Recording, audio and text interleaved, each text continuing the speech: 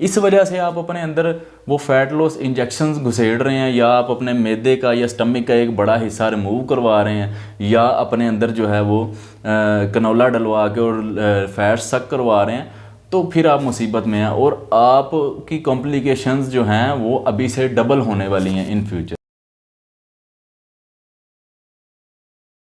Weight loss injection आजकल बहुत ज़्यादा इन हॉट टॉपिक है इंटरनेट के ऊपर। इसी तरीके से जो दूसरे वेट लॉस प्रोसीजर्स हैं जैसा कि bariatric surgery, liposuction, liposuction, whatever it is, तो ये आजकल काफ़ी ज़्यादा जो है मामला ट्रेंडिंग है इंटरनेट पे। लोग अपने सक्सेस रेट और ये वो सारा कुछ अपने एक्सपीरियंस ख़ास तौर पे वेट लॉस इंजेक्शंस से रिलेटेड जो है बहुत ज़्यादा शेयर करें, जिससे काफ़ी ज़्यादा लोग जो हैं जो ओवरवेट हैं, ये जो ओबीस हैं, वो इस बारे में सोच रहे हैं कि ये हमें करवाना चाहिए या नहीं करवाना। लोग मुझसे इस बारे में पूछते हैं कि आपका इन सब के बारे में क्या ख्याल है, तो मैं थोड़ा सा इस चीज़ को एक्सप्लेन करता हूँ पहले कि ये चीज़ें जो हैं वो काम कैसे करती हैं। वेट लॉस इंजेक्शन जो हैं वो आजकल बहुत ज़्यादा यूज़ किए जा रहे हैं। यूरोप में बहुत ज़्यादा इन है और पाकिस्तान में भी मैंने देखा है कि इनका इस्तेमाल शुरू हो गया। तो ये इंजेक्शन डिफरेंट ब्रांड नेम्स के साथ आते हैं जैसे कि ओजेम्पिक, लेकिन जो इनकी ड्रग है वो सेमेग्लोटाइड है जो कि टाइप 2 डायबिटीज़ के लिए। तो डायबिटीज़ की दो टाइप्स हैं, आपको जैसा कि पता है, टाइप 1, टाइप 2। टाइप 1 जो है वो एक ऑटो इम्यून डिसऑर्डर है, तो सेमेग्लोटाइड जो है वो एक ग्लूकागोन लाइक पेप्टाइड है जो कि टाइप 2 डायबिटीज़ को क्यूर करने के लिए या ट्रीट करने के लिए बनाई गई थी। और समहाउ ये भूख को, एपेटाइट को सप्रेस करने में भी काफ़ी ज़्यादा इसका रोल सामने आया और रिसेंटली FDA ने इसे अप्रूव किया। उसके बाद से इसका बहुत ज़्यादा यूज़ बल्कि अब्यूज़ शुरू हो गया है। सब लोग इसको कंसिडर कर रहे हैं और आहिस्ता आहिस्ता इसकी जो है वो शॉर्टेज होना शुरू हो गई है। बहुत सारे लोग इसको अब्यूज़ करना शुरू कर दिए। इसी तरीके से दूसरी जो सर्जरीज़ वगैरह हैं, गैस्ट्रिक बाईपास है या गैस्ट्रिक स्लीव है या लाइपोसक्शन है, ज़्यादा से ज़्यादा लोग उन चीज़ों को कंसिडर करें। तो क्या आपको इन प्रोसीजर्स की तरफ जाना चाहिए, वेट लॉस इंजेक्शंस की तरफ, या जो वेट लॉस सर्जरीज़ है या लाइपोसक्शन वगैरह, क्या आपको इन चीज़ों की तरफ जाना चाहिए? अगर तो आप टाइप 2 डायबिटिक हैं या कार्डियोवैस्कुलर डिजीज़ या स्ट्रोक या हार्ट अटैक के हाई रिस्क पे हैं, या खुदा न खास्ता आप ओबिसिटी से रिलेटेड आपके मामलात इतने ज़्यादा ख़राब हो चुके हैं कि आप डेथ बेड पे हैं, तो आपको ये चीज़ें कंसिडर करनी चाहिए। आप इनकी तरफ जा सकते हैं, डेफिनेटली ये आपके लिए। लेकिन अगर आप एक नॉर्मल इंसान हैं, थोड़े से ओवरवेट हैं, इवन कि आप ओबीस हैं, लेकिन आप मूव कर सकते हैं, अल्हम्दुलिल्लाह, अल्लाह का शुक्र है कि आप मूव कर सकते हैं, आपको हरकत करने में या थोड़ी बहुत मेहनत करने में इतनी ज़्यादा परेशानी नहीं है, तो फिर ये चीज़ें आपके लिए नहीं बनी। आप जो है हंगर को या भूख को सप्रेस करने के लिए किसी मेडिसिन के ऊपर जो है वो रिलाई कर रहे हैं। आप जो बॉडी की बेसिक नीड है, बेसिक ज़रूरत है, ज़्यादा से ज़्यादा मूव करना, एक्सरसाइज करना और कम खाना, उसको आप एक बीमारी के तौर पर ट्रीट कर रहे हैं। ठीक है, तो ये कोई बीमारी नहीं है। हंगर, भूख एक बिल्कुल नॉर्मल फीलिंग है। इसको मैनेज करना सीखें। आप स्ट्रेस को मैनेज करते हैं ना, बिला वजह ही कई दफ़ा आपको गुस्सा आता है, स्ट्रेस होता है, उसको आप मैनेज करते हैं ना। इसी तरीके से आपने भूख को भी मैनेज करना सीखना है। आपको जब हर दफ़ा नींद आती है तो हर दफ़ा आप सो नहीं जाते। हमारी बॉडी की एक बायोलॉजिकल क्लॉक होती है कि आपने किस वक्त सोना है, किस वक्त उठना। आप इसको थोड़ा सा मैनेज कर सकते हैं। भूख को आप थोड़ा मैनेज कर सकते हैं। आप क्रेविंग में और हंगर में फ़र्क करना सीखें। हर दफ़ा जब आप थोड़ी सी क्रेविंग फील करें उस वक्त खाना ज़रूरी नहीं होता, तो आप अगर उसको थोड़ा बर्दाश्त करें तो वो आहिस्ता आहिस्ता वो फीलिंग जो है वो सप्रेस होना शुरू हो जाएगी। आप इसको मर्ज़ी से मैनेज कर सकते हैं, बस थोड़ी सी समझ और मेहनत की ज़रूरत है। और आपको ये भी समझने की ज़रूरत है कि बॉडी की जो आपकी जो एक्सरसाइज है वो बॉडी की एक बेसिक नीड है। जिस तरीके से खाना खाना बहुत ज़रूरी है, इस तरीके से एक्सरसाइज भी ज़रूरी है। आप एक्सरसाइज को समझ रहे हैं किसी बीमारी का हल, या कोई आपने खुदा न ख्वास्ता बीमार होना है या ओवरवेट होना है, तभी आपने जिम में कदम रखना है। अदरवाइज़ आपने या वो जो दूसरी फिजिकल एक्टिविटीज़ हैं आपने उसी वक्त करनी है। तो अदरवाइज़ जो है आपने इन एक्टिविटीज़ की तरफ मुंह नहीं करना। तो ये आपकी बॉडी की बेसिक नीड्स हैं। भूख को आप थोड़ा सा सप्रेस कर सकते हैं अगर आप ज़्यादा खाते हैं। फॉर एग्जांपल, अगर आप कैलोरी ज़्यादा लेनी शुरू कर दी, ज़्यादा खाना शुरू कर दिया, तो उससे आपका थोड़ा सा वेट गेन होगा। अब उस गेन वेट को मेंटेन रखने के लिए आपकी बॉडी ज़्यादा ग्रेलिन प्रोड्यूस करेगी, उससे आपकी भूख थोड़ी सी मज़ीद बढ़ेगी। आप अगर फिर ओवर ईटिंग करेंगे, फिर वो बढ़ेगी, फिर ओवर ईटिंग फिर बढ़ेगी। इस तरीके से आपके मामलात ख़राब होते जाएंगे। जब तक अगर आप इस चीज़ को नहीं समझेंगे कि ओबेसिटी या मोटापा जो है वो अनलिमिटेड अवेलेबिलिटी ऑफ फूड की वजह से है, अगर आप इस बेहंगम ईटिंग को कंट्रोल नहीं करेंगे तो कोई भी चीज़ जो है वो आपकी हेल्प नहीं कर सकती। और एक्सरसाइज आपने ज़्यादा से ज़्यादा मूव करना है और एक्सरसाइज करनी है, तो ही मामलात जो हैं बॉडी इन सारी चीज़ों के साथ एडजस्ट करने के लिए, इन सारी चीज़ों के साथ मैचअप करने के लिए फिर ही अपने आप को एडजस्ट करेगी। तो आहिस्ता आहिस्ता शुरू के जो कुछ अरसा है वो थोड़ा अनकंफर्टेबल होता है एक्सरसाइज के साथ भी और फूड की इनटेक को कम करने के साथ भी, लेकिन आहिस्ता आहिस्ता ये मामला ठीक होना शुरू हो जाता है। अगर आप इन प्रोसीजर्स के ऊपर रिलाई कर रहे हैं तो आपकी ओवरऑल हेल्थ नहीं बेटर होगी। फॉर एग्जांपल ये जो इंटरनेट के ऊपर आप सक्सेस रेट देखते हैं कि किसी ने 10% वेट कम कर लिया, 20% वेट कम कर लिया, आप सिर्फ उन लोगों की बात सुन रहे हैं। आप बाकी जो लोग हैं जो इन सारे प्रोसीजर्स के बाद बड़ी ही जो ने काफ़ी कॉम्प्लिकेशंस फेस करना पड़ रही हैं, उनकी जो अब ज़िंदगी है वो अजाब बनी हुई है। आप कैसे नॉर्मल फील कर सकते हैं? आप अपने जो स्टमक का एक हिस्सा रिमूव करवा के, अगर आपको ज़रूरत नहीं है इस चीज़ की, या आप लाइपोसक्शन करवा के, यार इंजेक्शंस के ऊपर आप कितनी देर तक रिलाई कर सकते हैं? ये कोई सस्टेनेबल लॉन्ग टर्म में ये कोई सस्टेनेबल तरीक़ेकार नहीं है। आपको मज़ीद फिर भी इन प्रोसीजर्स के बाद भी आपको मज़ीद वेट गेन को रोकने के लिए आपको कम ही खाना पड़ेगा, आपको एक्सरसाइज ही करनी पड़ेगी, मूव ही करना पड़ेगा। वो लोग आपको यही बताएंगे कि अब आपको अपना लाइफस्टाइल भी चेंज करना है। अगर आप लाइफस्टाइल अपना नहीं चेंज करते तो इन प्रोसीजर्स के साथ ना तो आपकी मेंटल हेल्थ बेटर होगी, ना आपकी बोन हेल्थ बेटर होगी, ना आपकी मसल हेल्थ बेटर होगी।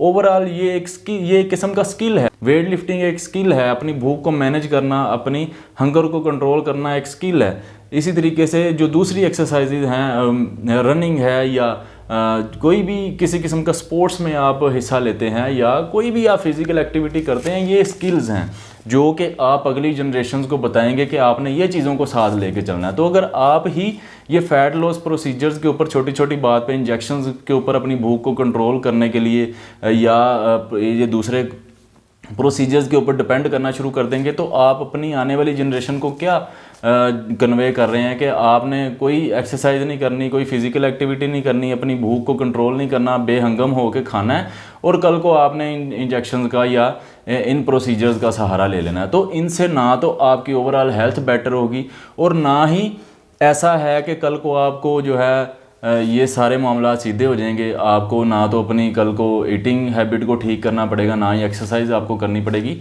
तो ये आपकी बिल्कुल गलत सोच है। इतनी ज़्यादा फूड की अवेलेबिलिटी के होते हुए अपनी हंगर को मैनेज करना जो है, तो ये वाकई एक बड़ा मुश्किल काम है। मैं खुद डेली बेसिस पे बहुत सारी चीज़ों को मैनेज करता हूँ। मैं बड़ा देखभाल के चलता हूँ कि मैं किस तरह की चीज़ खा रहा हूँ, कहीं मैं ओवर ईटिंग तो नहीं कर रहा। मैंने अपना एक टाइम टेबल सेट किया हुआ अपने हिसाब से, इस वक्त मैंने इतना खाना है, इस वक्त इतना खाना है, फ़लाँ चीज़ मैंने नहीं खानी।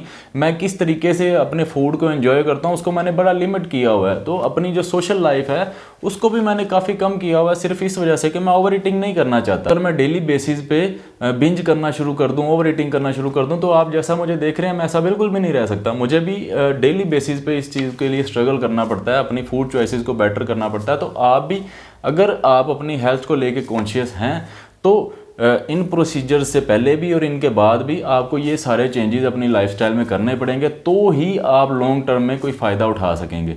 तो ये जो अल्ट्रा रिफाइंड प्रोडक्ट्स हैं, इनको आपने अपनी ज़िंदगी का मेन हिस्सा बना लिया हुआ है। आप बहुत ज़्यादा हाई कैलोरिक या कैलोरिक डेंस फूड्स खा रहे हैं, आपने इन चीज़ों को बिल्कुल एक नॉर्मलाइज कर लिया हुआ है। तो ये चीज़ें कभी कभी खाने के लिए, कभी कभी एंजॉय करने के लिए, तो डेली बेसिस पे ये काम ठीक नहीं है। आप हाई वॉल्यूम ईटिंग ट्राई करें, ज़्यादा से ज़्यादा वेजिटेबल्स या जो जिन चीज़ों में कम कैलोरीज हैं और उनका वॉल्यूम ज़्यादा है, जैसे वेजिटेबल्स हैं या कुछ फ्रूट्स हैं, या अपनी जो क्रेविंग है उसको कर्ब करने के लिए, सप्रेस करने के लिए इन चीज़ों का इस्तेमाल करें।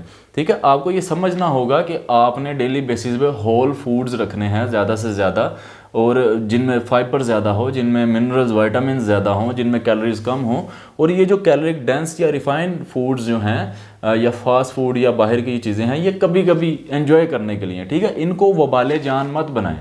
तो ताकि कल को आप जो है आपको इन सारे प्रोसीजर्स की तरफ ना जाना पड़े। तो मैं बात कर रहा था कि जो भूख है वो एक बिल्कुल नॉर्मल फीलिंग है, जैसा कि आप नींद को एडजस्ट कर सकते हैं ना। मेलाटोनिन जो है हार्मोन, पता नहीं प्रोनाउंसिएशन इसकी क्या है अब, तो वो आपको सोने में मदद करता है। इसी तरीके से जो कॉर्टिसोल, जिसको हमने बड़ा डीमोनाइज किया हुआ कॉर्टिसोल, वो आपको वेकअप, बेदार होने में हेल्प करता है। तो ये इस क्लॉक को, बायोलॉजिकल क्लॉक को आप अपने हिसाब से एडजस्ट कर सकते हैं।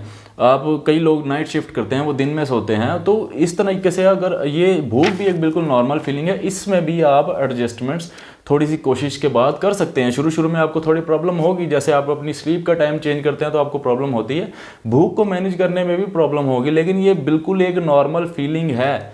मैं कितना कितना भूखा रहता हूँ दिन में, सिर्फ इस वजह से कि मैं अच्छी फूड चॉइसेस कर सकूं, मैं अपनी ईटिंग को कंट्रोल कर सकूं। और most of the time I love to stay hungry. ये हंगर की फीलिंग को एंजॉय करना सीखें, इसको सप्रेस करना सीखें, इसको कंट्रोल करना सीखें। आप अपनी मील्स की टाइमिंग को और उनका जो कंटेंट है या जो उनका पोर्शन है उसको कंट्रोल करना सीखें। ये बिल्कुल नॉर्मल है, ये आपको करना पड़ेगा।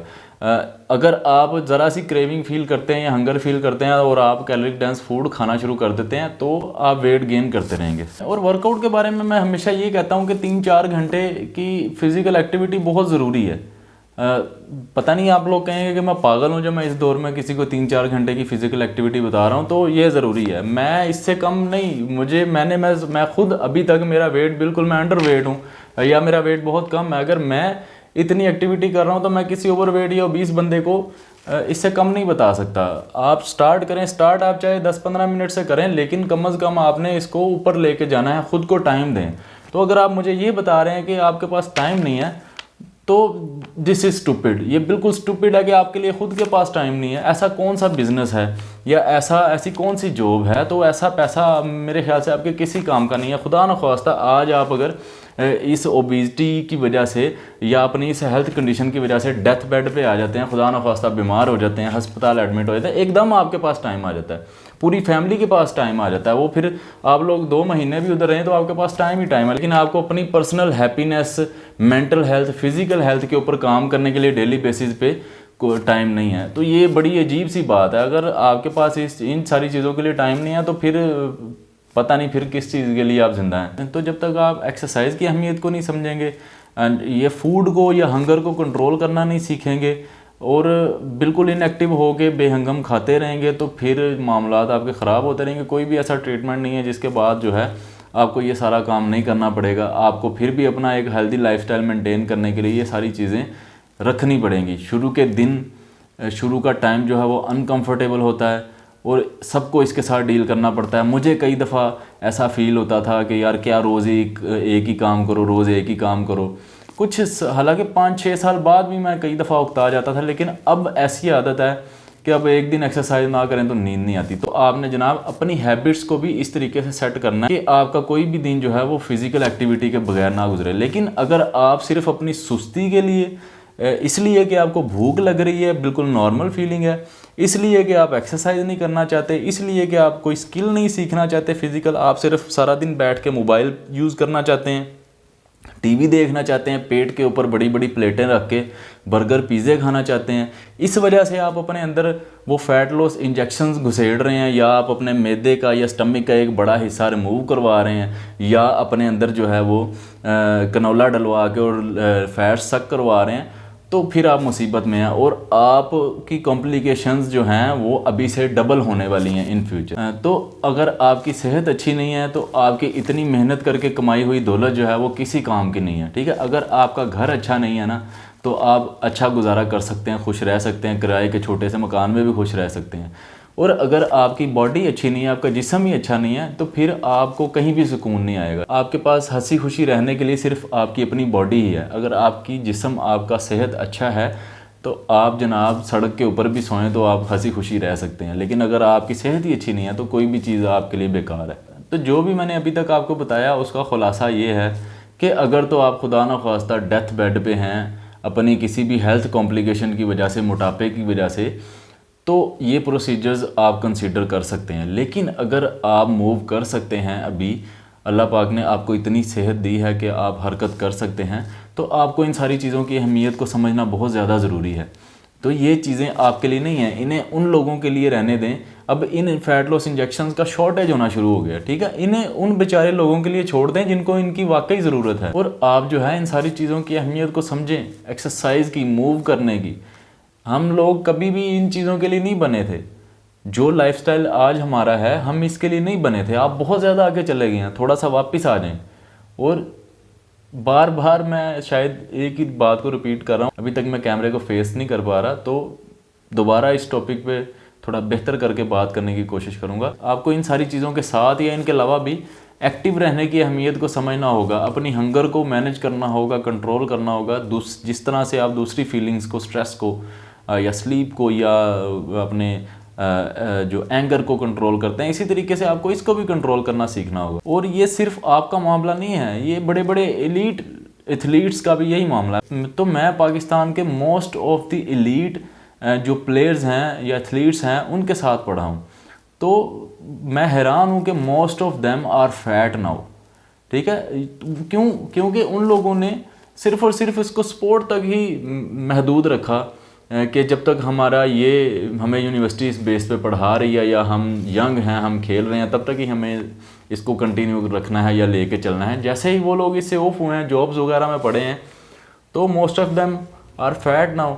तो ये जो मैं हैरान होता हूँ कि अगर इन लोगों का, अगर ये जो टॉप एथलीट्स हैं इनका ये हाल है, तो दूसरे लोग जो हैं इनसे क्या सीखेंगे। तो अगर आप एक्सरसाइज अभी कर रहे हैं या आप एथलीट हैं या आप जो है दूसरी इस तरह की कोई प्लेयर हैं, तो आपको भी इस चीज़ को समझना है कि ये आपका सिर्फ ये स्पोर्ट्स का करियर नहीं है या आप इससे जब तक कुछ ले रहे हैं तब तक नहीं, आपको इसको सारी ज़िंदगी लेके चलना है। ये जो एथलीट 4-5 घंटे एक्सरसाइज कर रहा है, वो कल को बिल्कुल शट डाउन कर देता है इस एक्टिविटी को, तो वो 2-4 महीने में, 6 महीने में, 1 साल में ज़्यादा से ज़्यादा फैट होना शुरू हो जाएगा।